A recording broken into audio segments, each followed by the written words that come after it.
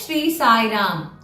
సత్యం, ధర్మం, శాంతి, ప్రేమ, అహింస ఈ మానవతా విలువలు దైవ సన్నిధి చేరడానికి మార్గాన్ని చూపించే సకులు. ఈ విలువలు దైవం మనం ఒక్కటే అని తెలియజేస్తాయి. ఈ విలువలని మన నిజ జీవితంలో ఆచరించడం ద్వారా పరమాత్మ మన హృదయంలోనే ఉన్నాడు అన్న సత్యాన్ని మనం గుర్తించగలుగుతాం. దస్ స్పేక్ భగవాన్ శ్రీ సత్య సాయి బాబా. దైవ భావంబు హృదయాన్న తెలవనీక, రెండు దోషాలు వెంటాడుచుండు నరుని, తనదు లక్షల దోషాలు దాచుకొనుచు, పరుల దోషంబు నలుసు బయట పెట్టు. అంటే దైవం తన హృదయంలోనే ఉన్నాడు అన్న భావాన్ని మానవుడు గుర్తించట్లేదు. దీనికి ఒక చిన్న కథ. ఒకసారి వ్యాసనారాయణ స్వామి తన శిష్యులందరికీ ఒక్కొక్క అరటిపండు ఇచ్చారు. ఇచ్చి, ఈ అరటిపండుని ఎవ్వరూ చూడకుండా తిని నాకు వచ్చి చెప్పండి అని అన్నారు. తమ గురువు గారు చెప్పిన విధంగా శిష్యులందరూ అరటిపండు తీసుకుని ఒక్కొక్క వైపుకి వెళ్లారు.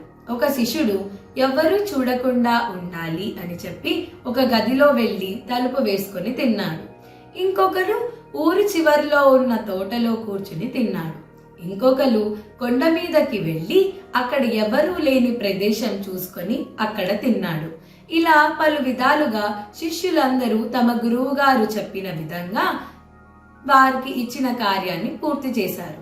కానీ వీరిలో ఒకరైన కనకదాసు అన్న శిష్యుడు మటుకు ఈ కార్యాన్ని పూర్తి చేయకుండా తమ గురువు గారికి అరటిపండు ఇచ్చాడు. అప్పుడు గురువు గారు, కనక, ఏమి నువ్వు అరటిపండు తినలేదు అని అడిగాడు. అప్పుడు ఆ శిష్యుడు, స్వామి, మీరు ఎవ్వరూ చూడకుండా తినాలి అని చెప్పారు కదా, కానీ భగవంతుడు చూడకుండా సాధ్యమవుతుందా అని అన్నాడు. ఒక్కసారిగా అందరూ ఆశ్చర్యపోయాడు. భగవంతుడు చూడకుండా ఎలా సాధ్యం అని అన్న మాటకి అందరూ చాలా ఆశ్చర్యపోయి, నిజమే కదా, భగవంతుడు ఎల్లప్పుడూ మనతోనే ఉంటాడు కదా అన్న సత్యాన్ని గుర్తించారు. తమ శిష్యులందరికీ ఈ భగవతత్వాన్ని గురించి చెప్పాలన్నదే ఈ గురువు గారు ఈ పరీక్ష పెట్టారు. మన నిజ జీవితంలో చేసే కార్యక్రమాలన్నిటికీ భగవంతుడు సాక్షిగా ఉంటున్నాడన్న సత్యాన్ని మనం గ్రహించి కర్మాచారణ చేయాలి. దీన్ని బట్టి మనకి అర్థమైనది ఏంటంటే, భగవంతుడు ఎల్లప్పుడూ మన ఇంట వెంట జంట ఉంటూ మనల్ని నడిపిస్తూ మనతో పయనిస్తూ మన జీవితాన్ని సార్థకం చేస్తున్నాడు అని. మరి దీన్ని మన నిజ జీవితంలో ఇలా ఎల్లప్పుడూ జరగాలి అంటే ఈ మానవతా విలువలైన సత్య, ధర్మ, శాంతి, ప్రేమ, హింసలను కూడా మనం ఆచరించాలి.